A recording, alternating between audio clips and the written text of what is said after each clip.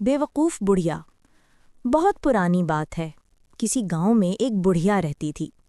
بڑھیا بڑی کنجوس تھی اور بیوقوف بھی۔ سارا گاؤں اسے لالچی بڑھیا کے نام سے جانتا تھا۔ ایک دن ایک عجیب و غریب مرغی اس بڑھیا کے ہاتھ آئی۔ مرغی کیا تھی؟ سونے کا خزانہ تھا۔ اس نے جو پہلا انڈا دیا اسے دیکھ کر بڑھیا کا منہ کھلا کا کھلا رہ گیا۔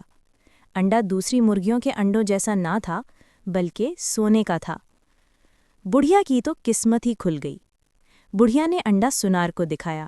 سنار بھی اسے دیکھ کر ہکا بکا رہ گیا۔ پھر ڈھیر سارے روپے دے کر اس نے انڈا خرید لیا۔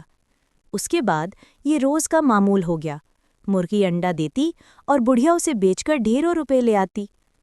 ایک دن بیٹھے بیٹھے بڑھیا کی جی میں خیال آیا، مرغی روز ایک انڈا دیتی ہے، ہو نہ ہو اس کے پیٹ میں بہت سے انڈے بھرے ہیں۔ بڑھیا یہ سوچ کر جھنجھلائی کہ کمبخت مرغی سارے انڈے ایک ہی دن میں کیوں نہیں دے دیتی؟ اگر ایسا ہو جائے تو وارے نیارے ہو جائیں۔ اس نے سوچا کیوں نہ مرغی کے پیٹ سے سارے انڈے ایک ساتھ نکال لوں، کون روز روز انتظار کرے؟